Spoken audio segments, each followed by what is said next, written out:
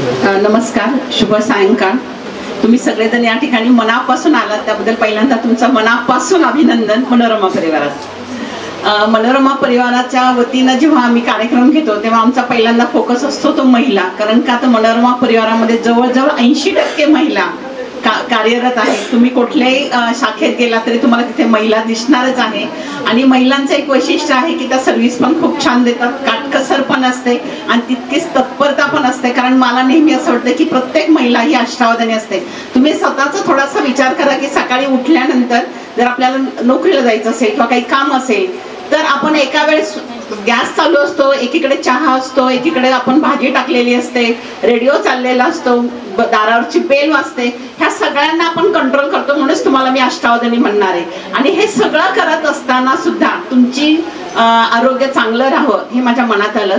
प्रथम तुम्हाला सगळ्यांना संक्रांती निमित्त जसं सूर्याचं तेज वाढत जातं दिवसेंदिवस, म्हणून आपण हे मकर संक्रांतीला तिळगुळ घ्या गोड बोला असं म्हणतो. पण मला असं नेहमी वाटतं की आमच्या मनोरमा परिवारातील सगळी माणसं खूप गोड बोलणारी आहेत. त्यामुळे वेगळंच तिळगुळ द्या असं मी म्हणणार नाही, पण हे आपलं एक निमित्त आहे की तुम्ही या, बोला, गप्पा मारा. आणि सगळ्यात महत्वाचं आहे, मी डॉक्टर सुनीता पाटील किंवा डॉक्टर रुचा पाटील यांना सुद्धा बोलायचं कारण आहे की बऱ्याच वेळा बऱ्याच गोष्टी आपल्याला माहीत असतात, पण कोणीतरी हक्काने सांगलं की नाही नाही, आता मॅडमने सांगितलं तुम्ही वाढदिवसाला टेस्ट करायची. मॅडमने सांगितलं वाढदिवसाची सकाळी आठवण कोणाची काढायची, रुचा पाटील मॅडमची. आपल्याला ब्लड टेस्ट करायला सांगितलंय, बाकीच्या टेस्ट करायला सांगितलं तर त्या 100% तुम्ही करायचा. त्याचबरोबर ऍडिशनल मी 2 टेस्ट सांगतात की आपण कारण नसताना खूप गोड खातो किंवा काय आपल्या टेन्शन्स असतात, आपल्याला शुगर असते. बऱ्याचपैकी इथं लोकांना ब्लड शुगर असेल. त्याच्यानंतर असते तो बीपी. खरंच काही कारण नसताना आपण उगीच टेन्शन घेतो आणि जेव्हा आपण समोरच्या व्यक्तीवरती खूप चिडतो तेव्हा आपलं रक्त जास्त गरम होतं, समोरचा माणूस खूप शांत असतो. मग आपण आपलं रक्त गरम करून त्रास करून आपला बीपी वाढून समोरच्या माणसावर जर परिणाम होत नसेल तर आपण असं वागायचं का? नाही. म्हणून आपण पहिल्यांदा ठरवायचं की तिथल्या तिथं त्या गोष्टी सोडून द्यायच्या. आपली पाठी कशी करायची, कोरी करायची. आणि म्हणून श्रीकांत मोरेंची कविता अशी आहे, मॅडमने सांगितलं त्यामुळे आता मला कविता म्हणावीच लागेल. कोऱ्या पाटीवर काहीही लिहून पुसणे किती सोपे असते. कोऱ्या पाटीवर काहीही लिहून पुसणे किती सोपे असते. तुमच्या आमच्या मनाचं असं असतं तर समाजाचं किती बरं झालं असतं. ही कविता ना सुचण्याचं कारण सुद्धा रुचाच आहे. रुचाला शिकवत होते मी आई, त्यावेळेस ती लिहायची पुन्हा पुसायची, लिहायची पुन्हा पुसायची. तर त्यांच्या डोक्यात हा विचार आला की माणसाचं मनाचं असं असतं किती बरं झालं असतं. आपण कधी ते डोक्यातलं घालवतो का? नाही. आपण तोच विचार कायम करत राहतो आणि त्याच्यामुळं काय होतं, आपला बीपी कारण नसताना आपल्याकडे तो येतो आणि एकदा आला की तो आपल्याकडे राहायलाच येतो. मग तो येऊच नाही म्हणून मी काय करायला पाहिजे, माझी पाठी कोरी केली पाहिजे. आता बऱ्याच वेळा टेन्शननी सुद्धा शुगर येते. मॅडमनी खरं सांगितलं पाहिजे होतं, पण मी सांगते की ती शुगर येते तर ती शुगर आली की बघा, जेव्हा मला डॉक्टर सांगतात की मॅडम तुम्हाला शुगर आहे, तुम्हाला गोड खायचं नाही, पहिल्यांदा मला टेन्शन येतं की उद्यापासून मला शिरा सुद्धा खायचा नाही. मला आवडतं. मग आपले गोड खायचे पदार्थच बंद झाले तर मग जगायचं कशाला असाही विचार येतो. पण मग मला सगळं खायचंय, वेळेवर खायचंय आणि शेवटपर्यंत खायचंय. तर मी माझा आहार कसा ठेवला पाहिजे, संतुलित ठेवला पाहिजे. मग मी काय खाल्लं पाहिजे. बऱ्याच वेळा असं होतं की आपण जेवताना, म्हणून आता मॅडमने तुम्हाला सांगितलं की योग करा, तुम्ही योगासनं करा. सकाळी तुम्ही चालायला गेला, जेव्हा तुम्ही योगासनं करताना तर कळत नकळतपणे तुमच्यामध्ये एक पॉझिटिव्ह येते, सकारात्मक विचार येतात. आणि जेव्हा असे पॉझिटिव्ह विचार येतात ना तेव्हा तुमच्या आरोग्यावर सुद्धा तुमचं त्याचं नियंत्रण येतं आणि आपोआप तुमचं जेवण हे कंट्रोल होतं. म्हणजे तुम्ही जे सुरुवातीला 2 किंवा 3 चपात्या खात असाल तर ते तुमचं जेवण 1.5 किंवा 2, म्हणजे आपल्या शरीराला जेवढं आवश्यक आहे तेवढं खाल्लं की आपलं पोट भरायला लागतं. आता तुम्ही पण घरी जाऊन विचार म्हणजे करून बघा, तुम्ही 3 किंवा 4 सुद्धा खाऊ शकता, पण त्याचा उपयोग असतो का शरीराला? जे इकॉनॉमिक्सचे लोक आहेत त्यांना मार्जिनल युटिलिटी माहित असते की एका ठराविक लिमिट पर्यंत आपल्याला त्या गोष्टीचा उपयोग होतो. त्याच्यानंतर तुम्ही किती खाल्ला, म्हणजे आता जिलेबीचं उदाहरण घेतलं, मी आवडते जिलेबी म्हणून मी 2 खाल्ल्या, 3 खाल्ल्या, 10 खाल्ल्या. 2-3 पर्यंत माझ्या शरीराला ठीक आहे, पण मी 10 खाल्लं तर काय होणार आहे, व्हॉमिटिंग होणार. जे आपल्या शरीराला आवश्यक नाही ते शरीर बाहेर टाकून देतं. मग मीच ठरवणार आहे की मला एवढं खाल्ल्यानंतर थांबलं पाहिजे. मी माझ्या प्रत्येक गोष्टीवरती नियंत्रण ठेवलं तर मला माझा आहार जर कंट्रोलमध्ये ठेवला तर मला ह्या सगळ्या गोष्टींचा त्रास होणार नाही, मला बीपी येणार नाही, शुगर येणार नाही. मॅडमने सांगितलं थायरॉइड सुद्धा येणार नाही. बऱ्याच लोकांना थायरॉइडचे प्रॉब्लेम, पण योगासनामध्ये अनेक अशी आसनं आहेत की ते तुमचं थायरॉइड सुद्धा कमी करतं. फक्त आपण केलं पाहिजे. मग आता तुम्ही सकाळी चालायला गेला, तुम्हाला काही पैसे पडणार आहेत का? नाही. तुम्हाला मोकळी शुद्ध भरपूर ऑक्सिजन असलेली हवा मिळेल. सकाळी 7-8 ला गेला तर तुम्हाला सूर्यप्रकाश मिळेल, कोवळं ऊन मिळेल. व्हिटॅमिन डी तुम्हाला काही पैसे खर्च न करता तुम्हाला मिळेल. नाहीतर मॅडम दवाखान्यात गेला की मॅडम सांगतात ही गोळी घ्या किंवा हे लिक्विड घ्या, व्हिटॅमिन डीचं आहे. मग आपण उगीच का पैसे खर्च करायचे? तर पैसे आपण अजिबात जास्त कारण नसताना खर्च करायचे. आता साधं जेवणाचं बघा, मला तर समजा दररोज एक चपाती लागत असेल तर मी एक चपाती खात असताना माझ्याकडे वाटीभर पालेभाजी आलीच पाहिजे. एक वाटीभर मी कोशिंबीर खाल्ली पाहिजे. मग ती टोमॅटोची असेल, गाजराची असेल, बीटाची असेल, कुठल्याही याची असेल, पण मी ती कोशिंबीर का खायची? तर ते फायबर्स असतात ज्याचा उपयोग तुम्हाला तुमच्या दुसऱ्याची सकाळचं तुमचं सगळं व्यवस्थित त्याच्याप्रमाणे पार पडतं. त्याच्यानंतर तुम्ही भात वरण खाता, तर गरम भात घेतला, त्याच्यावरती वरण घेतलं, तूप घेतलं आणि लिंबाची फोड. मॅडमने सांगितलं व्हिटॅमिन सी. तर भातामध्ये तुम्हाला काय मिळणार आहे? कार्बोहायड्रेट मिळणार आहे. वरण असेल त्याच्यामुळे प्रोटीन मिळणार आहे. तुपामुळे तुम्हाला फॅट मिळणार आहे आणि लिंबाची फोड खाल्ल्यामुळे तुम्हाला व्हिटॅमिन सी मिळणार आहे. म्हणजे तुमचं हे सगळं काय झालं? संतुलित आहार. म्हणजे घरच्या घरी तुम्ही तुमचा संतुलित आहार घेऊ शकता. पण बऱ्याच वेळा काय असतं की आपल्याला इतकी घाई असते की आपण ते भरभर खातो. मग आपल्याला आपल्या आई वडिलांनी काय सांगितलं की एक घास 32 वेळा चावून, बरोबर की नाही? आपण तसं करतो का? आपण फक्त गिळायचं काम करतो. तसं नाही केलं मग त्याचा आपल्या शरीराला काही उपयोग होतो का? नाही. मग आपण एक घास 32 वेळा जेव्हा चावून खातो तेव्हा आपली जी शरीरात तोंडामध्ये जी लाळ निर्माण होते तर त्याचा उपयोग जे त्याच्यामध्ये असलेले हॉर्मोन्स असतात तर ते सगळं त्याच्यामध्ये मिक्स होतं. त्यामुळे आपल्या अन्नाचं पचन कसं होतं? चांगलं होतं. म्हणजे ही गोष्ट तर तुम्हाला सगळ्यांना करता येईल की नाही? करायची. मग आता हे जेवण जर माझं असेल मग सकाळ दुपार संध्याकाळ तुम्ही किती वेळा खायचं ते तुम्ही खाऊ शकता. पण बऱ्याच वेळा काय होतं की आपल्याला खूप मोह होतो. तो पिझ्झाचा होतो, मॅगीचा होतो, बर्गरचा सुद्धा होतो. मग पिझ्झा खायचा, आता मी माझ्या एक ओळखीच्या आहे तर त्यांनी सांगितलं की पिझ्झा किंवा बर्गरमध्ये जे प्रॉडक्ट किंवा फूड वापरलं जातं तर ते तिकडे जे मॅगडी असेल किंवा काय असेल तर फॉरेनमध्ये ते एक महिना फ्रोझन असतं आणि तेच इकडे आपल्याला गरम करून देतात. आपण मात्र किती गरम आहे अगदी चवीनं खातो. त्याच्यावरती जे अजिनोमोटो टाकलेला असतो तर त्याच्यामुळे तुमच्या इंटेस्टाईनला सुद्धा खूप वेळा त्रास होतो. मग याही गोष्टीचा आपण विचार केला पाहिजे. मग मी माझ्या ज्वारीची भाकरी कावर खरपूस भाजली आणि मस्त पिझ्झा म्हणून नाही का खाऊ शकणार? खाऊ शकतो. मग हे जर माझं आरोग्य चांगलं असेल, मी जर सुदृढ असेल, मॅडमने सांगितलं की आई सुदृढ आहे, आई शारीरिकदृष्ट्या अगदी आरोग्य संपन्न आहे, तर घर कसं असणार आहे? तसंच असणार आहे. आता पुढे जाऊन मी सांगेल की आता फक्त आरोग्याची काळजी घेतली, शरीराची घेतली, मानसिक आरोग्य सुद्धा आपलं कसं असलं पाहिजे? मानसिक आरोग्य सुद्धा तेवढंच चांगलं आहे.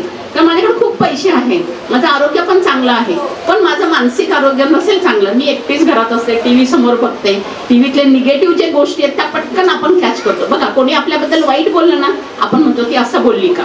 बरं म्हणजे ते निगेटिव्हिटी आपल्यामध्ये वाढत जाते आणि त्यामुळे काय असतं कारण नसताना आपण नको त्या गोष्टींचा विचार जास्त करतो आणि आपण सुखाने चाललेलं आयुष्य आहे म्हणजे सुख टोचतं. आरामात घरांमध्ये जे आपण बसून करतो त्याचं आपल्याला काय होतं? मला असंच होतंय का? मला असाच त्रास होतोय का? असं होत जातं आणि आपलं मानसिक आरोग्य बिघडतं. आणि जेव्हा माझं मानसिक आरोग्य बिघडतं तेव्हा कळत नकळतपणे आमच्यावरती काय होतं? टेन्शन येतं, फ्रस्ट्रेशन येतं आणि बऱ्याच वेळा होतं की आपल्या अपेक्षा असतात त्या अपेक्षा पूर्ण होत नाही. बऱ्याच वेळा आता 10वी 12वीला मुलगा असतो, आता 10वीच्या परीक्षा आहेत, 12वीच्या परीक्षा आहेत, मुलांच्या परीक्षा असतात, पण रजा कोण काढतात? आई वडील. तू जेव, तू बसलास का? तू हे वाचलंस का? तुझं एवढं झालंच का? तू अभ्यास कर. इतकं त्याच्या मागे लागतात की त्याला कळतच नाही की मी काय करावं, आई वडील काय सांगतात ते किती ऐकावं. त्याच्यामुळं आपण मुलांना स्वातंत्र्य देणं तितकंच महत्वाचं आहे. त्यांना अभ्यास करावा मला मान्य आहे, पण त्यांना किती अभ्यास करावा, कसं करावं ह्याच्यावरती खूप म्हणजे आई वडिलांनी घरात बसून त्याच्या शेजारी बसून अभ्यास घ्यावा. इतपत का 10वीची मुलं लहान असतात किंवा 12वीची मुलं लहान असतात मग आपण काय नाही तो मोबाईल बघत असतो. खरं तर आपल्या आयुष्यामध्ये खूप साऱ्या गोष्टी मोबाईलमुळे बदलल्या. म्हणजे आपण म्हणतो आपल्याला, मला आठवते की आम्हाला शाळेत एक धडा होता की सूर्य असेल त्याची शाप आहे का वरदान आहे? जर आपण चांगल्या कामासाठी उपयोग केला तर त्याचं वरदान आहे, पण जर त्याचा आपण वेगळ्या कामासाठी उपयोग केला सुरीचा तर तो शाप होणार आहे. तसंच मोबाईल सुद्धा आपल्यासाठी शाप आहे का वरदान आहे हे प्रत्येकाने विचार करायचा. मग मी माझा मोबाईल किती वेळ बघणार हा पण विचार आपण केला पाहिजे. मोबाईलला एक ऍप आहे तर तुम्ही 2 तास 1 तास 3 तास किती मोबाईल आज वापरला तर तसं त्याच्यामध्ये रेकॉर्डिंग येतं. मग मी किती बघावा दिवसभर मोबाईल? आता व्हॉट्सअप जर बघत बसला तर खरंच सांगते व्हॉट्सअपवरच्या सगळ्याच न्यूज खऱ्या असतात का? नाही, बऱ्याच न्यूज फेक असतात. मग मी त्या गोष्टींवरती विश्वास ठेवायचा का? आता एखाद्या वेळेस बरंच वेळा असं होतं की मी एखादी बातमी टाकली व्हॉट्सअपला, मग मला वाटतं किंवा फेसबुकला टाकली, मला वाटतं एवढे मला लाईक आले पाहिजे. मग ते लाईक नाही आले तरी आम्ही डिस्टर्ब होतो. जास्त लाईक आले तर आपल्याला कळत नाही की शेजारी माझा मुलगा बसलाय की नाही. तुम्हाला ते ह्याच्यावरून एक गोष्ट सांगते की माझी एक मैत्रीण होती, तर ती ऑफिस म्हणजे बरेच वरच्या पोस्टला होती, तिच्या हातामध्ये काय मोबाईल असायचा.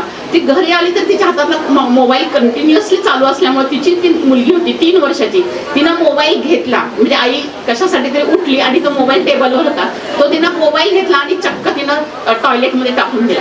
आई तू मोबाईल बघू नको. म्हणजे मुलं सुद्धा वैतागतात की आईनं मला वेळ द्यावा. आणि आपण आपल्या मुलांना जर वेळ दिला नाही, आपला जो बहुमोल वेळ आहे तो आईनं मुलांना द्यावा, वडिलांनी त्यांना द्यावा, त्यांच्यावर थोडंसं खेळावं. मला असं वाटतं की मुलांच्या अपेक्षा त्या असतात की आई वडिलांनी आमच्यासाठी वेळ द्यावा. तर हे सुद्धा तुम्ही बघत असताना हे सगळं मी कशासाठी सांगते, कारण का तुमचं शारीरिक आरोग्य जर चांगलं असेल तर तुमचं आर्थिक आरोग्य सुद्धा निश्चित चांगलं राहणार आहे. मग अर्थकारणासाठीच मनोरमा परिवार या ठिकाणी ओळखला जातो. मनोरमा हा एक ब्रँड आहे. आज आमच्या मनोरमा परिवारामध्ये मनोरमा बँक आहे, मनोरमा मल्टीस्टेट आहे, त्याचबरोबर मनोरमाच्या ह्याच्यामध्ये 6 पतसंस्था आहेत. तुम्ही कोणत्याही पतसंस्थेत किंवा ह्याच्यामध्ये जर तुम्ही आलात तर तुम्हाला योग्य पद्धतीनं आमचा सगळा स्टाफ खूप चांगल्या पद्धतीची सर्व्हिस देते. मग आता बऱ्याच वेळा असं होतं की आम्ही आता मी स्वतः मल्टीस्टेटची चेअरमन झाले म्हणून मी फेब्रुवारी एंडपर्यंत 11% व्याजदर डिपॉझिटवर दिलेला आहे. ती स्कीम आम्ही नंतर बंद करणार. एक मला असं वाटलं की माझ्या मैत्रिणींसाठी मी काही चांगलं करू शकते का, तर मला असं वाटलं करूया, म्हणून मी त्या दृष्टिकोनात ही स्कीम चालू केली आणि छान रिस्पॉन्स पण येतो की मॅडम आम्ही ठेवतो की आम्हाला असं खूप फायदा होतो. जे सिनियर सिटीजन आहेत, जे पेन्शनर आहेत, ते मला की मॅडम आम्हाला व्याज दर महिन्याला मिळणारं व्याज चांगलं आल्यामुळे आम्हाला खूप छान वाटतं. कारण जसं आपण रिटायर होतो तेव्हा आपल्या गोळ्या असतील, औषधांचे जे काही पैसे लागतात, तर ते सगळं रिटायरमेंटच्या पैशामध्ये ऍडजस्ट करणं खूप अवघड आहे आपल्याला. कारण रिटायर होतं तेव्हा आपल्याकडे, म्हणून भविष्यकाळाची जर मला माझं भविष्यकाळ जर सुरक्षित करायचं असेल, आनंदी समृद्ध झाला पाहिजे, हसतमुखाने मला जर माझा भविष्यकाळ जर पुढे न्यायचा असेल, तर मला आजच माझ्या भविष्याची तरतूद केली पाहिजे. माझ्याकडे जे पैसे आहेत ते मला योग्य पद्धतीनं काय केले पाहिजे, इन्व्हेस्ट केले पाहिजे. मग मी कुठे इन्व्हेस्ट करायचे हा माझ्या डोक्यात विचार आला पाहिजे. मग मी या ठिकाणी इन्व्हेस्ट केले तर मला फायदा होईल का, या ठिकाणी ठेवले तर मला व्याज किती मिळेल, हे कॅल्क्युलेशन सगळ्यांनी केलं पाहिजे. तुम्ही सगळ्या महिलांनी अर्थसाक्षर व्हावं ही माझी मनापासूनची एक तळमळ आहे की तुम्ही अर्थसाक्षर झालं पाहिजे की काय चालेल. कोणीतरी सांगता इथं ठेवा म्हणून मी ठेवायची का, कोणीतरी आता बघा तुम्हाला मोबाईलला पण बरेच मेसेजेस येतात, एखाद्या कंपनीचा एखादा फायनान्स असतो की तुम्ही इथं क्लिक करा, तुम्हाला 9 लाखाचं लोन अगदी 5 मिनिटात मिळेल, किंवा तुम्हाला इकडे या, तुम्हाला हे प्रेस करा बटन, किंवा एखादी लिंक पाठवली जाते, हे तुम्ही प्रेस करा, तुम्हाला लगेच लोन मिळेल. किंवा अजूनही असे तुम्हाला बऱ्याच लोकांना मेसेज येतात की तुम्हाला आम्ही 10 रुपये आता पाठवलेले आहेत, तुम्हाला एक लॉटरी लागलेली आहे, तुमचा अकाउंट नंबर कन्फर्म करण्यासाठी आम्ही 10 रुपये पाठवलेले आहेत, फक्त तुम्ही कन्फर्म करा आलेत का. आपण क्लिक केलं की त्याच्याकडे आपल्या अकाउंटचे सगळे डिटेल्स जातात. म्हणून आपण काय केलं पाहिजे, अशा ज्या लिंक असतात तर त्या लिंक तुम्ही कुठल्याही परिस्थितीमध्ये क्लिक नाही केल्या पाहिजे. आणि त्याच्यामध्ये HTTP असाच असतं, जेव्हा S असतो तेव्हा तो सिक्युरिटीचा असतो. तर हेही आपण बघितलं पाहिजे की मी कुठे काय क्लिक करते, ते कुठली गोष्ट करते ते. आता फोन पे आहे किंवा गुगल पे आहे, आपण किती पटकन पैसे पाठवतो, पण हे पाठवत असताना विचार केला पाहिजे की आपण कोणाला पाठवतो, कशासाठी पाठवतो. आणि अजून आमच्या महिलांचा सगळ्यात आवडता प्रश्न असतो, गोष्ट असते की मान्सून सेल लागलेला असतो साड्यांचा, बरोबर की नाही. मग आपण काय करतो, सेल लागला की अगदी आवर्जून दुपारी 2-4 मैत्रिणी मिळून दुकानामध्ये जातो, कारण नसताना 3-4 साड्या घेतो. सेलच्या साड्या असतात, 3-4 महिन्यानंतर त्या त्यांचा रंग दाखवतात. मग आपण 3-4 साड्या असं घेण्यापेक्षा मी म्हणेल एकच छान साडी घ्या आणि ते वाचलेले पैसे तुम्ही मनोरमा मल्टीस्टेट मध्ये आणून ठेवा. आता आम्ही लुटताना पर्स दिलेली आहे, तुमच्याकडे जे काही पैसे आहेत बघा, तुम्ही स्वतः विचार करा, आठवून बघा, मला पण सांगू नका.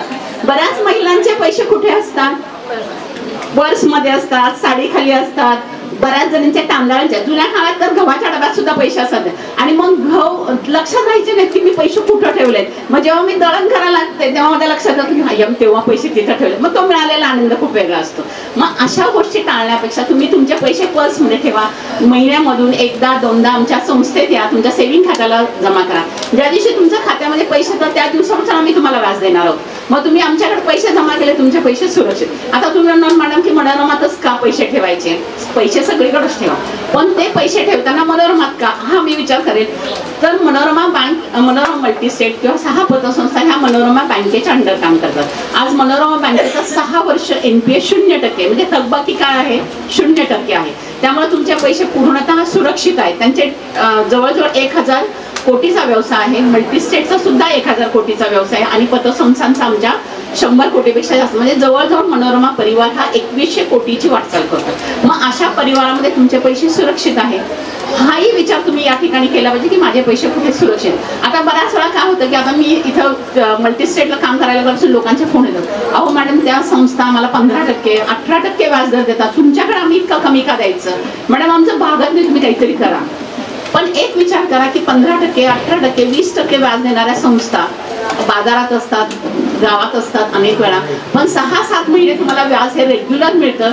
8व्या-9व्या महिन्यामध्ये ती संस्था तुम्हाला त्या गावामध्ये दिसत नाही.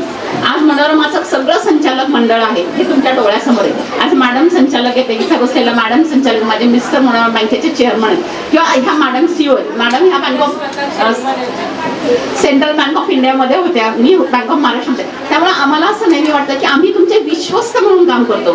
त्यामुळे तुमच्या ठेवींची सुरक्षितता हे आमचं प्रथम कर्तव्य. मग तुमच्या ठेवी कशा सुरक्षित राहतील, कुठे इन्व्हेस्टमेंट केली तर आपल्याला ते पैसे तुम्हाला परत व्यवस्थित देता येतील, हा विचार पहिल्यांदा आमच्या मनात आहे. उगीच 18% मी मोह दाखवायचा आणि मग मी काहीच द्यायचं नाही असं होऊ नये. तर त्यासाठी तुमचं इन्व्हेस्टमेंटचं पोर्टफोलिओ आहे तो खूप व्यवस्थित असला पाहिजे. कुठे करायची, किती वर्षांसाठी इन्व्हेस्टमेंट करायची. जेव्हा माझ्याकडे 100 रुपये येतात तेव्हा 100 रुपयातले मी 20 रुपये हे सेव्हिंगला ठेवले पाहिजे. कशासाठी ठेवायचे की उद्या पुढे मला मॅडमकडे दवाखान्यात जायचे आणि मॅडमने सांगितलं की एवढा एवढा खर्च येतो, माझ्या सेव्हिंगमध्ये पैसे असेल तर मॅडमला मी लगेच सांगणार हो मॅडम मी रेडी आहे, एवढा खर्च झाला तरी चालेल. काही 20% रक्कम ही तुम्ही मुदत ठेवीवरती ठेवायची. आता जे पेन्शनर आहे दर महिन्याला व्याज पाहिजे असेल तर ते तुम्ही करू शकता, तिथं ठेवू शकता. पुढे जाऊन असं म्हणेल की 20% रक्कम ही तुम्ही सोन्यामध्ये इन्व्हेस्ट करा. आता बऱ्याच महिलांना सोन्याचं खूप अट्रॅक्शन मलाही आहे, पण सोन्यामध्ये जेव्हा मी इन्व्हेस्टमेंट म्हणून करणार आहे तर दागिने घ्यायचे का? नाही. दागिन्यांना काय लागतंय? घडणावळ लागतं आणि त्या घडणावळीमध्ये तुमचे पैसे निम्म्यापेक्षा पैसे जास्त जातात. मग मला इन्व्हेस्टमेंट म्हणून करायचं असेल तर मी कदाचित वळख घेते किंवा गोल्ड सॉव्हरेन बॉन्ड असतात त्याच्यामध्ये तुम्ही इन्व्हेस्टमेंट करा की जिथं तुम्हाला कुठल्याही प्रकारचा लॉस होणार नाही. ह्या गोष्टी छोट्या आहेत पण त्या महत्वाच्या आहेत. आता काही इथे सिनियर सिटीजन आहेत त्यांना मी सांगेल की थोडीशी रक्कम तुम्ही 20% रक्कम ही पर्यटनासाठी ठेवा. आपण आयुष्यभर काम करत आलोय की नाही काका, मग काम केल्यानंतर मला असं वाटतं की बाबा एखादा काश्मीरला जाऊन यावं, दिल्लीला जाऊन यावं किंवा एखाद्या कुठल्या आता प्रयागराजला आहे कुठेतरी जाऊन यावं. मग त्यासाठी सुद्धा मी रक्कम ठेवली पाहिजे. जेव्हा आपण देशाटन करतो, आपण वेगवेगळ्या ठिकाणी जातो तेव्हा आपले विचार बदलतात आणि बदललेले विचार आपल्याला एक विचारांची वेगळी दिशा देते आणि जगाला पण दिशा वेगळी मिळते. तर हे सगळे विचार तुम्ही केले पाहिजे की माझी इन्व्हेस्टमेंट कशी असली पाहिजे, कुठं असली पाहिजे, हे महत्वाचं आहे. आणि सगळ्यात महत्वाचं आहे की तुम्ही तुमच्या आरोग्यावरती कॉन्सन्ट्रेशन करा. सकाळी व्यायाम करा, फिरायला जावा, अर्धा तास 1 तास जरी तुम्ही योगासनं केली, व्यायाम केली, मॅडमने सांगितलं तुम्ही सूर्यनमस्कार घातले तरी सुद्धा तुम्हाला त्याचा उपयोग होतो. म्हणजे 1 तासाच्या सकाळच्या इन्व्हेस्टमेंटमुळे तुमचे 24 तास तुम्हाला फ्रेश राहतात. बरोबर आहे की नाही? करून बघा. उद्यापासून माझ्या सगळ्या मैत्रिणींना, माझ्या बंधूंना मी निश्चित विनंती करणार आहे, फक्त अर्धा तास 1 तास स्वतःसाठी द्या. आपण सगळ्यांवर प्रेम करतो, आपण आपल्या मुलांवर किती प्रेम करतो, खूप प्रेम करतो. त्यांना काही मागितलं तर लगेच त्याच्यावरती प्रेम करतो की नाही, पण आपण स्वतःवरती आधी प्रेम केलं, आपलं जर हृदय प्रेमाने काठोकाठ भरलं असेल तर ते आपण दुसऱ्यांना देऊ शकतो की नाही. माझ्या हातात जर ओंजळभर फुलं असतील तर ती फुलं मी समोरच्याला कधी देईल जर माझ्या ओंजळीत फुलं असतील तर. पण ती फुलं देत असताना माझ्या पण हाताला ओंजळीतल्या फुलांचा वास येणार. हेच काम आई करत असते. म्हणून श्रीकांत मोरेंची ती कविता आहे की आईच्या प्रेमात राजकारण नसतं. बघा पटतंय का? आईच्या प्रेमात राजकारण नसतं, बाळाला दूध देताना हातचं राखून नसतं. आईच्या प्रेमात राजकारण नसतं, बाळाला दूध पाजताना हातचं राखून नसतं. तुमच्या आमच्या मनाचं असं असतं तर समाजाचं किती बरं झालं असतं. आणि मनोरमा परिवार हा आईच्या प्रेमानं भरलेला परिवार आहे. आणि म्हणूनच मला असं वाटलं की आपण हळदी कुंकाच्या निमित्ताने महिलांना आरोग्याचं वाण देऊया. तिच्या आरोग्याची थोडी काळजी जर मला घेता आली, तुमच्या या एवढ्या सगळ्या लोकांपैकी जर 10-15 महिला उद्यापासून चालायला सुरुवात केली तर मला वाटतं की ती माझी सक्सेस स्टोरी असेल. कारण का आता हळदी कुंकाला कोणी नाही म्हणत नाही, पण उद्यापासून आम्हाला चालायला देते. कशासाठी? स्वतःसाठी. आपलं प्रेम जर स्वतःवर असेल तर आपण दुसऱ्यांवरती तेवढ्याच ताकदीनं प्रेम करू शकतो. ही पण महत्वाची गोष्ट आहे.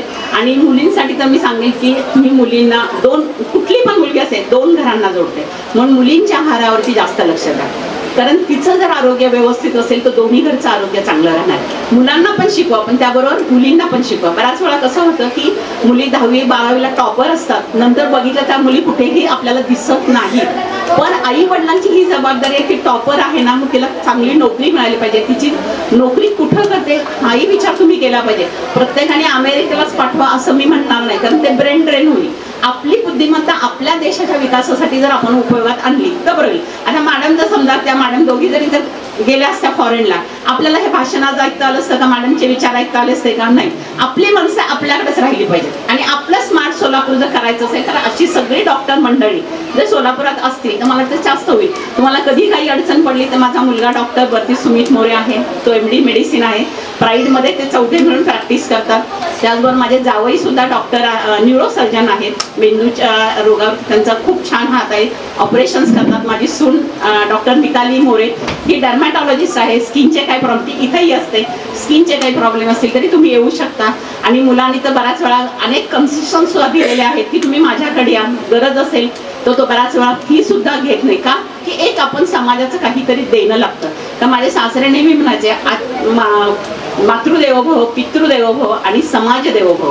म्हणजे गुरुचं ऋण आहेच पण समाजाचं सुद्धा ऋण फेडलं पाहिजे. आणि त्यांच्या डोक्यात हाच विचार आला की समाजापर्यंत, तळागाळच्या लोकांपर्यंत मला पोहोचायचं असेल तर त्यासाठी आर्थिक संस्था, मग ती बँक असेल, मल्टीस्टेट असेल तर ती असेल तर मी लोकांपर्यंत पोहोचू शकतो आणि मी त्यांच्यासाठी काहीतरी करू शकतो. हा एक त्यांचा मोठा विचार होता. फक्त आम्ही त्यांच्या विचाराला पुढे सगळेजण घेऊन जात आहोत, ते सुद्धा तुमच्या सगळ्यांच्या सहकार्याने. त्यामुळे मनोरमा परिवारातर्फे मी तुमचं खूप स्वागत, अभिनंदन करते. आणि पुन्हा एकदा जाताना एवढंच सांगते की ज्याला त्याला ज्याचं त्याचं जीवन जगायचं असतं, ज्याला त्याला ज्याचं त्याचं जीवन जगायचं असतं. मी त्याचं जीवन माझं म्हणून जगू शकते का, नाही. ज्याला त्याला ज्याचं त्याचं, मुलांना भरपूर वेळ झोपू द्या, कमीत कमी 7 ते 8 तास ही मुलांची झोप होणं त्यांच्या ब्रेन डेव्हलपमेंटसाठी गरजेचं असतं. दुसरी गोष्ट, मुलांना सध्याला युरिनरी ट्रॅक इन्फेक्शनचं प्रमाण मुलांमध्ये जास्त आहे किंवा रात्री बऱ्याचदा बेड वेटिंगचं सुद्धा प्रमाण मुलांमध्ये दिसतं. हे तुमच्या रिकरंट होणाऱ्या स्ट्रेसमुळे. युरिनरी ट्रॅक इन्फेक्शनचं कसं असतं की हे प्रमाण मुलींमध्ये संभव मुलांपेक्षा जास्त दिसतं. मग त्यासाठी मुलींनी त्या वेळेत काळजी घेणं गरजेचं आहे. भरपूर पाणी सगळ्यांनी प्यायला हवंय इथे. त्याच्यानंतर मुलींना कसं असतं, वेळच्या वेळेस जर तुम्ही वॉशरूमला गेलं तर त्यांनी दिवसातून 1-2-3 वेळेस तरी इनर बदलायला पाहिजे. शाळेत ना आला फ्रेश व्हायला पाहिजे. मुलांना स्वच्छतेच्या सवयी तुम्ही शिकवायला पाहिजे. या गोष्टी तुम्ही ते करू शकता. लहान मुलांमध्ये बऱ्याचदा असं होतं की रात्रीच्या प्रमाणात, स्पेसिफिकली स्कूल गोईंग एजमध्ये बेड वेटिंग म्हणजे शूट करून मुलं अजून ओलं करतात. तर ह्याच्या मागं 2 गोष्टी इथं दिसून आल्या. एक म्हणजे मुलांचं दिवसभर शाळा असल्यामुळं मुलांचं पाण्याचं प्रमाण कमी होतं. मग घरी आलं की भरपूर पाणी पितात, नाहीतर रात्री आई आपली पोट भरत नाही म्हणून दूध पाजून थोडंसं अर्धा ग्लास का होईना दूध पाजून झोपवते. आता दूध पिणं म्हणजेच पोट भरणं असं नसतं. पण जेव्हा आहे ते जेवल्यानंतर तुम्ही मुलांना एक्सेस दूध देताय तर त्याचा तिथे काहीच यूज होत नाही. आणि तसं प्रमाण पूर्ण लिक्विडमध्ये होतं. मुलांचं नकळत पोट गच्च होतं. कॉन्स्टंट मुलं इरिटेबल त्याच्यामध्ये की पोट गच्च होतं, त्यांना सुचत नाही, अनइझी होतं. दिवसभराचा ताणतणाव एवढा असतो की मुलं त्या गाढ झोपेतनं उठू शकत नाहीत आणि नकळत बेड वेटिंग होते. मग आता यावेळेस तुम्ही काय करू शकता, एकतर मुलांना संध्याकाळी 7 नंतरनं लिक्विड देणं टाळा. दूध फक्त शक्यतो देणं टाळाच. म्हणजे त्याच्या आत तुम्हाला जे काही द्यायचं ते तुम्ही द्या, पण त्याच्या पुढं जास्त प्रमाण देऊ नका. सध्याला अजून एक मुलांमध्ये गोष्ट दिसते ती म्हणजे कॉन्स्टंट ॲब्डॉमिनल पेनची कंप्लेंट येते. आता ह्याच्यामध्ये बऱ्याचदा काय होतं की सकाळी जायचं किंवा संध्याकाळी आपण बिस्किट्स देतो मुलांना. 3-4 बिस्किट खाल्ले, तुम्ही मॅगी खाल्लं, कधी ब्रेड्स हे केलं, मग ह्याच्यामुळं काय होतं, कॉन्स्टंट जंक फूड इटिंग होतं. नकळत तुम्ही तुमच्याच मुलांना मैदा देता. मैदा आणि पाणी ह्या 2 गोष्टी जेव्हा मिक्स होतात तेव्हा काय होतं, घट्ट असं छान लाडू होतो. मग हेच जेव्हा तुमच्या मुलांच्या पोटामध्ये जातं तेव्हा आतड्याच्या इथे छोट्या छोट्या गाठी होऊन जातात, त्याला आम्ही सिस्ट म्हणतो. मग हे जेव्हा रिकरंट प्रमाण वाढतं, एका दिवसामध्ये कुठलीही गोष्ट होत नाही, ही गोष्ट बरेच दिवस जेव्हा प्रोसेस चालू राहते त्यावेळेस होते. मग त्याच्यामुळं कॉन्स्टंट पोट दुखतं, मुलांना सहन होत नाही. खूप सारे इन्व्हेस्टिगेशन्स केलं तरी अचानक शेवटी ही गोष्ट सापडते. ह्याला ट्रीटमेंट एवढीच सोपी आहे की मुलांना मैद्याचे प्रोडक्ट्स देणं टाळा. ही सगळ्यात सोपी गोष्ट आहे जी आपण इथे करू शकतो. तुम्ही एक 3-4 महिने जरी मुलांना स्ट्रिक्टली देणं टाळलं तर तुम्हाला बऱ्यापैकी ह्याच्यामध्ये फरक दिसून येऊ शकतो. आता ॲडोलेसेंट फेजमध्ये अजून एक गोष्ट होती की मुलींमध्ये पिरियड्स येतात, मुलांमध्ये सुद्धा शारीरिक डेव्हलपमेंट होते. आता याच्यामध्ये अजून एक गोष्ट दिसून येते की आपण जे मुलांना दूध देतो तर ते दुधामध्ये मध्ये सध्याला कसं असतं, गाई म्हशींना भरपूर दूध येण्यासाठी हॉर्मोन्स आणि स्टिरॉइडचे इंजेक्शन दिले जातात. का? कारण त्यांचं दुधाचं सिक्रेशन त्यांना वाढवायचं असतं नकळत. मग ते दिल्यामुळं काय होतं, वाढत्या वयामध्ये जे हॉर्मोनल सिक्रेशन मुलांच्या बॉडीत होतात त्याच्यासोबत ॲडिशनल हॉर्मोन आपण देतोय. हां, मग त्याच्यामुळं मुलांना काय होतं, एकतर हॉर्मोनल इम्बॅलन्स होतो, हॉर्मोन्स आहे ते सिक्रेशन असतात अजून वाढून त्याच्यामध्ये मुलांचे ब्रेस्ट डेव्हलपमेंट काय काय मुलांमध्ये दिसून येतात. मुलींना अर्ली पिरियड्स येतात, जे तुम्ही म्हणलं की 13-14 वर्षानंतर यायला हवे, ते अगदी 9-10 वर्षाच्या मुलांमध्येच हे आता मुलींमध्ये दिसून येतं. सो तुम्ही इथे हे करू शकता की मुलांना सुद्धा एका टिपिकल वयानंतर दूध देणं टाळा. वयाचा 1 वर्ष झालं तर तसं बघितलं तर दुधाची गरज ही नसते, पण कुठलीही गोष्ट तुम्ही लिमिटमध्ये दिली तर चांगली. अगदी थोडंसं पिलं तर ठीक, पण त्याच्यापेक्षा तुम्ही जास्त क्वांटिटीमध्ये देताय तर ते नक्कीच हार्मफुल आहे. सो तुम्ही इथं ते देणं टाळू शकता. त्याच्यानंतर ना काय होतं, लहान मुलांना आता टिपिकल जेव्हा रिप्रोडक्टिव्ह एजकडे मुलं जायला लागतात, मुलं मुली, तर मुलींमध्ये काय होतं की हार्मोनल इम्बॅलन्स ऑलरेडी शरीरामध्ये आपलं सुरू असतं, ती चलबिचल राहते, त्याच्यामध्ये जंक फूड आपलं येतं, दिवसभराचा मुलींना शाळेचा म्हणा कामाचा स्ट्रेस राहतो, मग नकळत त्यांचं सगळं झोपेचं शेड्यूल बिघडतं, काही ते शेड्यूल मॅच होते. मग अशामध्ये मुलांना काय होतं, सिडेंटरी लाईफस्टाईलमुळं PCOD, PCOS म्हणजे काय होतं, पॉलिसिस्टिक ओव्हेरियन डिसीज आणि पॉलिसिस्टिक ओव्हेरियन सिंड्रोम अशासारखा त्रास होतो. मग ह्याच्यामध्ये काय होतं, जी पिशवी असते पोटाची युट्रस त्याच्यामध्ये छोट्या छोट्या गाठी होतात, त्याला आम्ही म्हणतो सिस्ट. मग याच्यामुळं काय होतं, ते इरेग्युलर पिरियड्स होतात. मग या अडोलसंट फेजमध्ये जेव्हा मुलींना पिरियड्स असतात ते इरेग्युलर होतात, तर त्यावेळेस तुम्ही थोडंसं लक्ष देऊन दाखवायला पाहिजे. जे लहान मुलांचे तुमचे डॉक्टर आहेत, अगदीच तुम्ही इमिडिएट गायनेकडे नका जाऊ. मुलींच्या केसमध्ये मुली घाबरतात गायनेकोलॉजिस्टकडे जायला, इट्स ओके, काही हरकत नाही. त्यावेळेस तुम्ही आमच्याकडे या किंवा तुमच्या घराकडे जे कोणी पिडियाट्रिशियन असतील तुम्ही त्यांच्याकडे जाऊन ते दाखवा की असं असं होतं, एवढं ब्लिडिंग एक्सेस झालं तरी आपल्याला इथे प्रॉब्लेम येतो आणि ब्लिडिंग नाही झालं तरी हा इश्यू असतो. तो त्यावेळेस आपल्याला सॉल्व्ह करायला हवे. का? कारण हे जेव्हा सिस्ट फॉर्मेशन होतात तेव्हा हे इरेग्युलर पिरियड्स होतात आणि ओव्हर पिरियड जेव्हा ह्याच मुली वाढत्या रिप्रोडक्टिव्ह फेजमध्ये जातात तिथं मग त्यांना कन्सिव्ह व्हायला त्रास होऊ शकतो. हे सगळे प्रॉब्लेम सुद्धा असोसिएटेड येतात की खूप प्रयत्न करतोय पण कन्सिव्ह होत नाही.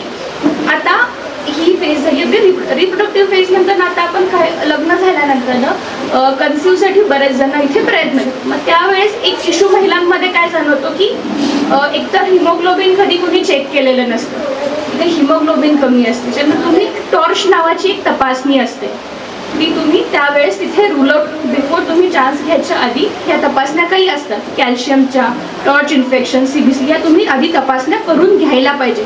प्री मेडिकेशन घेऊन मग तुम्ही यासाठी प्रयत्न करायला पाहिजे. त्याच्यानंतर ना आलं प्री मेनोपॉज आणि पोस्ट मेनोपॉज. आता ह्याच्यामध्ये तुम्हाला सिम्पटम्स काय दिसतात, एक तर तुमचं वेट लॉस काही काही जणांमध्ये होतं, वेट लॉस काही काही जणांमध्ये होतं वेट गेन.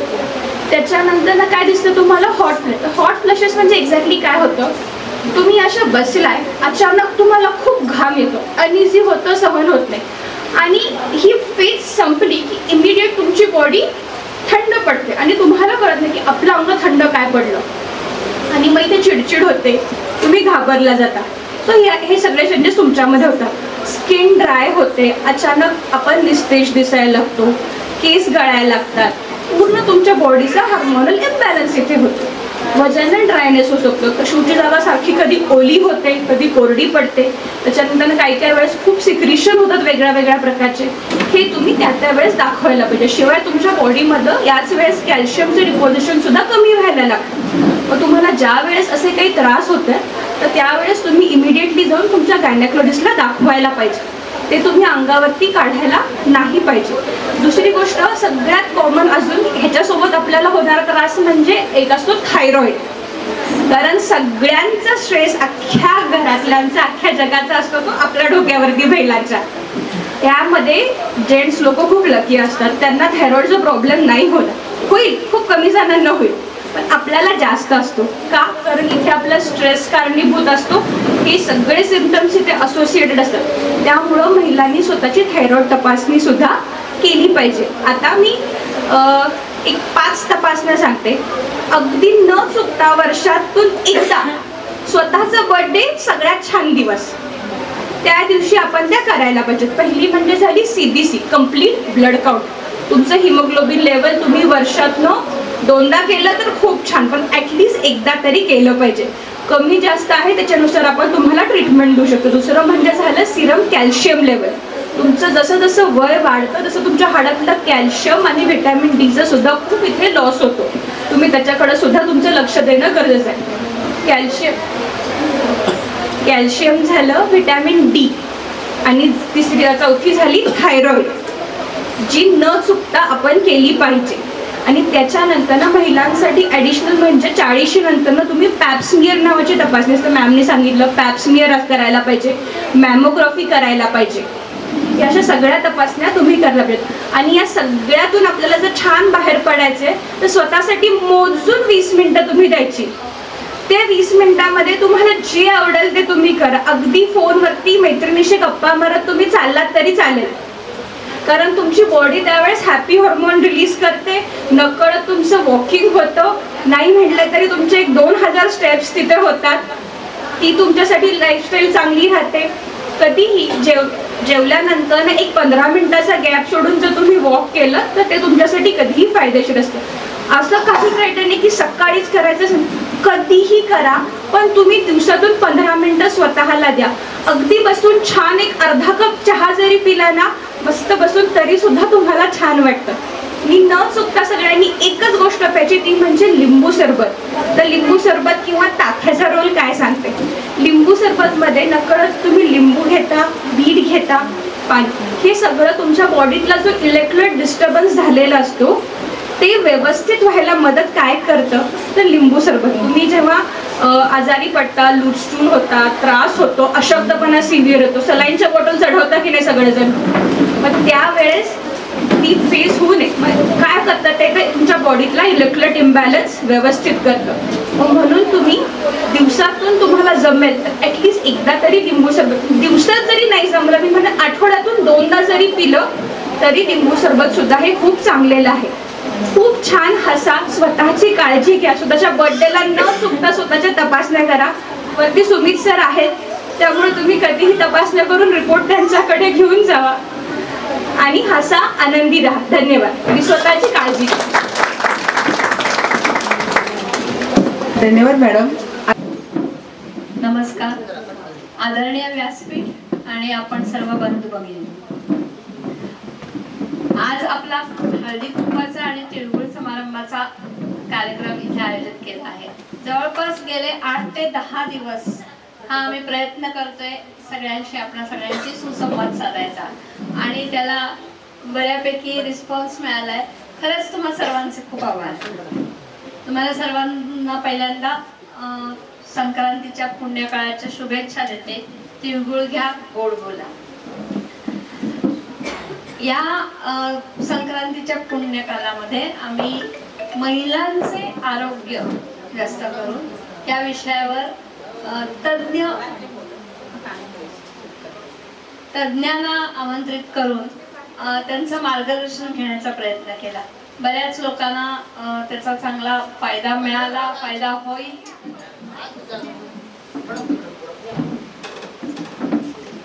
एक सहज कल्पना सुचली. आपण हळदी कुंकू करतो. हळदी कुंकू करतो म्हणजे काय करतो? बायकांचाच हळदी कुंकू का करतो?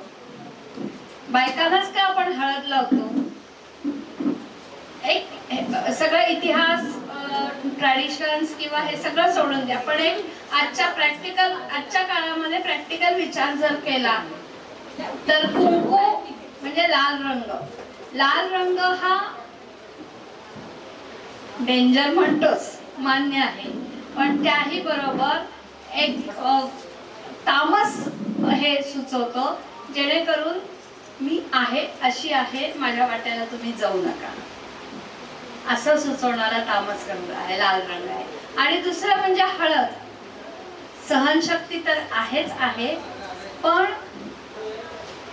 त्या एखादी जखम झाली, मग ती मानसिक असेल, शारीरिक असेल किंवा आर्थिक सुद्धा असेल, तर ती सहन करायची आणि त्याचा लॉस कॉम्पेन्सेट करायचा प्रयत्नही हळद करते. म्हणून हळदी कुंकू करतो. बरोबर आहे. बघा पटलं तर हे मला वाटतं मी आज तुमच्यासमोर प्रकट होतीये, व्यक्त होतीये. आणि पुरुषांना तिळगुळ घ्या गोड बोला म्हणावं. माफ करा बंधूंनो, पण मी आपलं मला जे वाटतंय ते मी सांगते. तर असा हा हळदी कुंकवाचा आणि अर्थात माझ्या बंधूंसाठी तिळगुळाचा कार्यक्रम आज आम्ही आयोजित केलेला आहे. अजून याला आम्हाला चांगला प्रतिसाद मिळेल.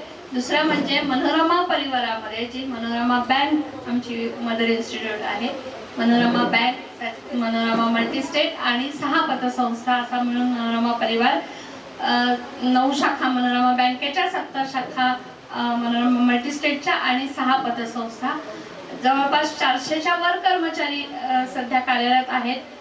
घरोघरी सेवा देण्याचा सुद्धा आम्ही प्रयत्न करतो आहोत. सगळा मिळून 2100 कोटीचा मिश्र व्यवसाय सध्या एक टप्पा हा मनोरमा परिवाराने पार केलेला आहे आणि 2500 पर्यंतची वाटचाल आमची चालू आहे. त्या तुमचे सहकार्य त्याच्यात निश्चितच मोलाची भर पाडू आणि ते करण्यासाठी आम्हाला सहकार्य करावे अशी आशा अपेक्षा व्यक्त करते आणि मी तुमचा निरोप घेते. थँक्यू.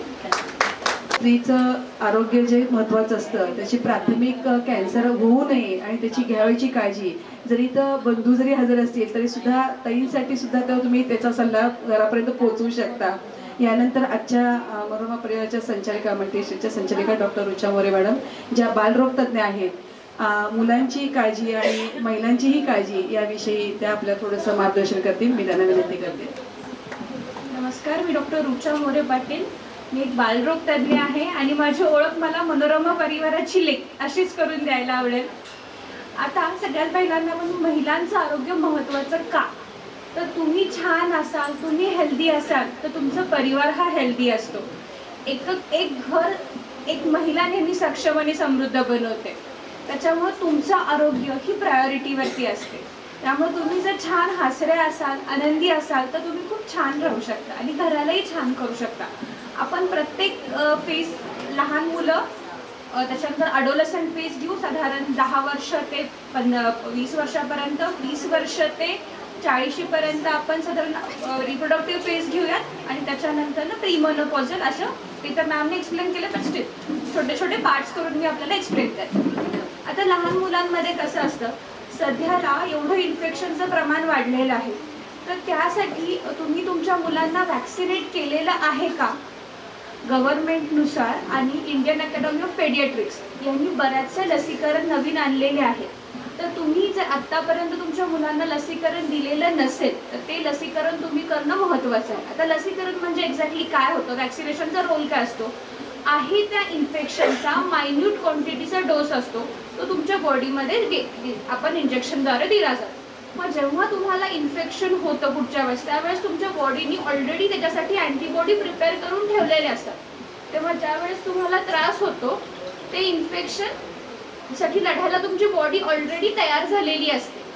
त्यामुळं असं नाही की तुम्हाला इन्फेक्शन होणार नाही, ते वॅक्सिनेशन घेतले म्हणजे इन्फेक्शन होणार, पण त्याची तीव्रता खूप कमी झालेली असते. सो वॅक्सिनेशन तुम्हाला इथे मदत करते. दुसरी गोष्ट काय होतं, वॅक्सिनेशन दिल्यामुळं तुम्हाला इनबिल्ट इम्युनिटी एवढी वाढते,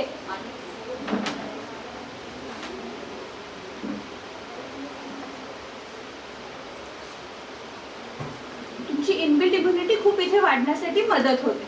त्याच्यानंतर लहान मुलांमध्ये सध्याला स्ट्रेसचं प्रमाण खूप आहे. मग ते स्ट्रेस रिड्यूस करण्यासाठी आपण काय करतो, म्हणजे मला आवडेल थोडेसे आन्सर्स आपल्याकडून मिळाले तर ऐकायला. तुमची सगळ्यांची मुलं असतील, नातू असतील, काय तुम्ही करू शकता? मॅडम, एकूण लहान मुलांना किती डोस द्यावा लागतो? डोस काका, वयाच्या अगदी 1.5 महिन्यापासून ते वयाच्या 18 वर्षापर्यंत किंवा अगदी तुमच्यापर्यंत सुद्धा लसीकरण अवेलेबल आहे प्रत्येक वयाच्या वयानुसार. तर कुठले कुठले आहेत ते तुम्ही माझ्याकडे क्लिनिकला कधीही आला, तुमचे नातू असतील किंवा तुम्हाला हवे त्याच्याबद्दल मी तुम्हाला पूर्ण सांगते. सगळे आतापर्यंत जेवढे डिसीज आहेत सगळ्याचे वॅक्सिनेशन, अगदी मॅमनी कॅन्सरचं सांगितलं तर एक HPV नावाची ह्युमन पॅपिलोमा व्हायरस, तर ती सर्वायकल कॅन्सरसाठी सुद्धा वॅक्सिन अवेलेबल आहे. आणि ती वॅक्सिन फक्त महिलांसाठीच नाही तर मुलांसाठी सुद्धा अवेलेबल आहे. वयाच्या 9 वर्षापर्यंत पासून आपण ही वॅक्सिन घेऊ शकतो. तर त्याच्यामुळं तुम्हाला बाकी जे काही वॅक्सिनेशनचे इश्यू असतील ते मी तुम्हाला इन पर्सन म्हणजे प्रत्येक मुलाच्या वयानुसार आपण ठरवूयात की त्याला कुठली तुम्ही दिलेली आहे आणि आपण त्याला कुठल्या द्यायला पाहिजेत यासाठी. आता मुलांचा स्ट्रेसचं मी बोलत होते. तर लहान मुलांमध्ये सध्याला स्ट्रोकचे पेशंट दिसत, अगदी पॅरालिसिस होतात. 10 वर्षाच्या मुलांना सध्याला केसेस येत आहेत. त्याच्यानंतर हार्ट अटॅक येतो, त्यांना स्ट्रेस. ताई तुम्ही पुढे येऊन बसू शकता, इथे जागा आहे ते बागाची.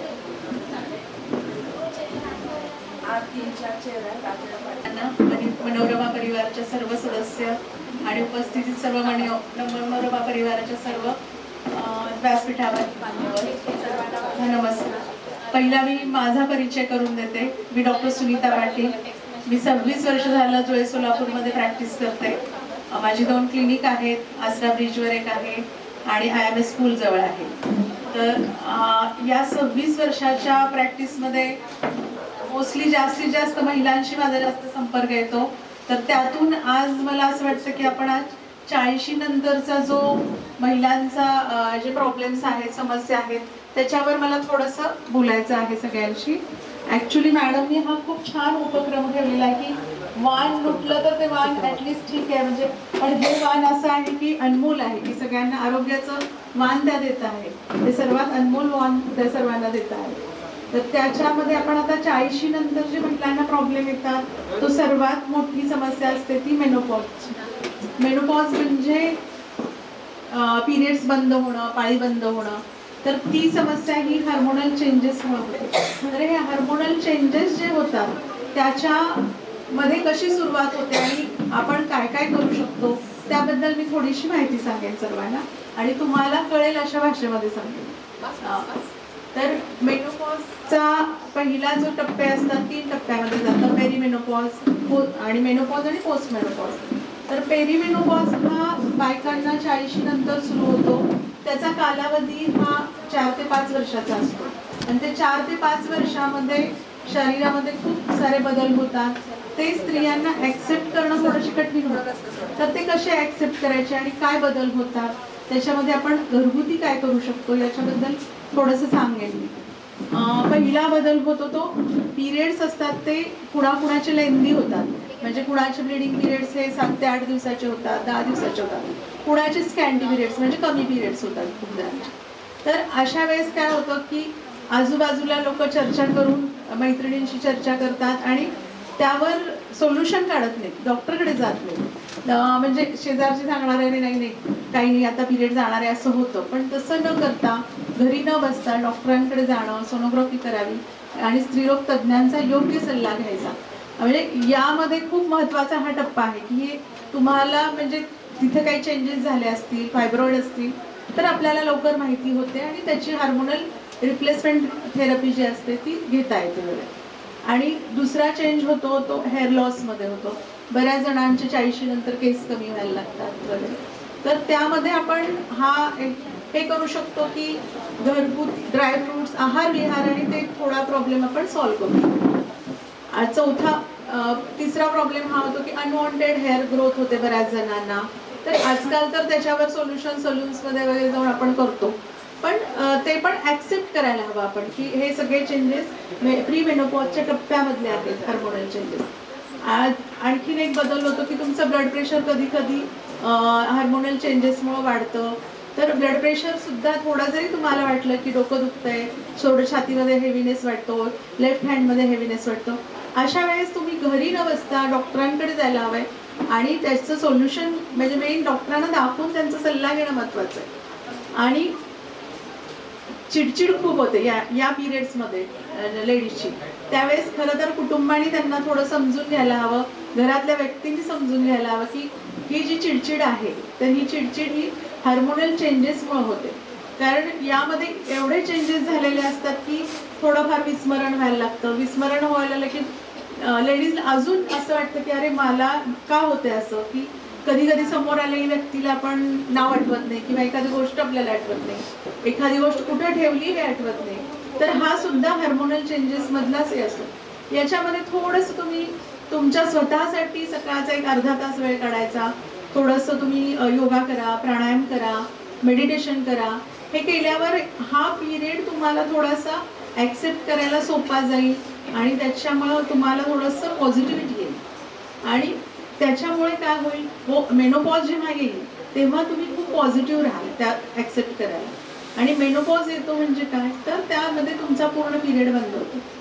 पूर्ण पिरियड बंद झाल्यानंतर हे सगळे जे आपण आत्ताची सगळी लक्षणं बघितली ती थोडीशी सगळी स्ट्रॉंगली झालेली असतात आणि पूर्ण पिरियड बंद झालेलं असतं. अशा वेळेस आपण इथे जर काळजी घेतली, आहार विहार योगा दिनचर्या ह्या गोष्टी व्यवस्थित ठेवल्या तर हा मेनोपॉजचा काळ एकदम सुखकर होतो. तुम्हाला काही त्रास होत नाही.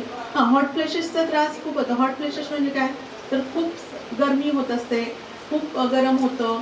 म्हणजे सगळ्यांना घरातल्या बाकीच्यांना काय होतं, त्यांना थंडी वाजत असते ना, पण जी मेनोपॉजमध्ये बाई असते तिला मात्र खूप गरम होतं. अशा वेळेस मग त्या बाईची खूप चिडचिड होते की मला एकटीला गरम होतं, बाकीच्यांना नाही होत. तर ते सगळं परिवाराने आणि तिने स्वतः थोडं ॲक्सेप्ट करायला हवं. आणि पोस्ट मेनोपॉज म्हणजे याच्यानंतरचा काळ. मेनोपॉजमध्ये जेव्हा सगळं पिरियड्स बंद होतात वगैरे तेव्हा 3 ते 6 महिने जेव्हा पिरियड बंद होतो त्याच्यानंतर जाऊन गायनॅकला दाखवायला हवं आहे. हार्मोनल रिप्लेसमेंट थेरपी असते तेव्हा थोडेसे मल्टीव्हिटॅमिन्स, कॅल्शियम हे सगळं ॲड करायला हवं. जर हे ॲड करून आपण चांगलं व्यवस्थित दाखवून घेतलं तर सांधेदुखी, बाकीचे गुडघेदुखी वगैरे हे प्रॉब्लेम्स राहणार नाही. म्हणजे तुम्हाला इझिली सगळं इझी गोईंग होऊन जाईल. म्हणजे विसरून जाल की तुम्ही मेनोपॉजमध्ये आहात वगैरे. आणि त्याच्यानंतरचा पोस्ट मेनोपॉजचा काळ हा तुमचा अतिशय सुखकर होईल हे सगळं जर तुम्ही केलं. आणि मेन ह्याच्यामध्ये दिनचर्या, आहार विहार आणि योगा या गोष्टी जास्त लक्षात ठेवायला हव्या तर तुमचा पोस्ट मेनोपॉज सुद्धा चांगला होईल. आता हे झालं menopause, post menopause, pre menopause सगळं झालं. याच्यानंतर आजकालचं जे प्रमाण जे वाढलं आहे कॅन्सरचं त्याच्यासाठी मी थोडंसं सांगेन की भरपूर आजकाल कर्करोगाचे पेशंट्स आपल्याकडे बघतोय आपण, म्हणजे ऐकतोय सुद्धा की आजूबाजूला की नाही इकडे यांना कॅन्सर झाला. तर लेडीज काय करायला हवं की 40 नंतर थोडं मॅमोग्राफी वगैरे मॅमोग्राफी करून घ्यायला हवी किंवा तुम्ही पण लक्ष ठेवायला हवं. छोटीशी गाठ जर वाटली तर घाबरायचं नाही. ती गाठ की लगेच कॅन्सरची नसते, त्याच्यातही बरेच प्रकार असतात. हार्मोन्समुळे आलेली असते, सिस्ट असतात वगैरे. घाबरून न जाता न लाजता तर मॅमोग्राफी करणं, योग्य डॉक्टरांकडनं जाणं, त्याची बायोप्सी घेणे आणि त्याच्यावर 1-2 ओपिनियन घेऊन मग निर्णयाला जाणं ही व्यवस्थित ते बघणं. आणि अजून एक प्रमाण वाढलेलं आहे म्हणजे गर्भाशयाचं कॅन्सरचं. तर मे बी आपले आजकालची लाईफस्टाईल असेल किंवा आपण जे फूड खातोय ते या सगळ्यामुळं किंवा कोविडमुळं कशामुळं आता हे प्रमाण वाढलंय हे आपण कोणी सांगू शकत नाही. तर आपण फक्त ह्याची काळजी घ्यायची. तर काळजी घेण्यासाठी पॅप्समेअर म्हणून टेस्ट आहे, ती बरेच पिरियड्स गेल्यानंतर वगैरे करून घ्या. किंवा खूप काही त्रास होत असतील तर गायनॅककडे तुम्ही जाऊन त्याचं मेन सगळं शंकेचं निरसन करायचं आणि त्यांनी ज्या टेस्ट सांगितल्यात त्या सगळ्या करायच्या आणि त्याचं व्यवस्थित शेवटपर्यंत जर शेपूट सोडायचं नाही की ती ट्रीटमेंट पूर्ण शेवटपर्यंत होईपर्यंत थांबायचं नाही की पूर्ण आपण त्यातनं बाहेर पडलो हे आपल्याला जेव्हा माहीत होतं ते तोपर्यंत ते व्यवस्थित चालू ठेवायचं. आणखीन काही कोणाला विचारायचं असेल तर विचारू शकता. हां, तर महिलांचं तर डाएटबद्दल सांगायचं झालं तर सगळ्या जणी गृहिणी आणि वर्किंग वुमन्स या दोघीही असं असतं की फक्त मुलांकडे, घरातल्या सगळ्या सदस्यांकडे लक्ष देतात पण स्वतःच्या आहाराकडे थोडं लक्ष कमी देतात. तर थोडं आपण आपला डाएट प्लॅन करायचा. मोस्टली सगळ्यांनी सकाळी म्हणजे गरम पाणी प्या, त्याच्यानंतर चहाचं प्रमाण कमी प्या, ग्रीन टी प्या, फ्रूट्स आणि ड्रायफ्रूट्सला जास्तीत जास्त महत्त्व द्या आणि ब्रेड, बटर, बिस्किट्स हे सगळे तुमच्या डाएटमधनं बंद करा. त्याच्यापेक्षा तुम्ही आजकाल तर मिलेट्स वगैरेचं जास्त आहे की तुम्ही मिलेट्स म्हणजे काय तर आपले बाजरी, भगर वगैरे हे मिलेट्समध्ये येतात, त्याचं प्रमाण वाढवा. बाजरीची भाकरी, ज्वारीची भाकरी वगैरे. आणि संध्याकाळचं जेवण हे मोस्टली लवकर जेवा. बरेच जण काय करतात रात्री खूप उशिरा जेवतात, म्हणजे रात्री 10-11 नंतर. ते सगळी पद्धत खूप चुकीची.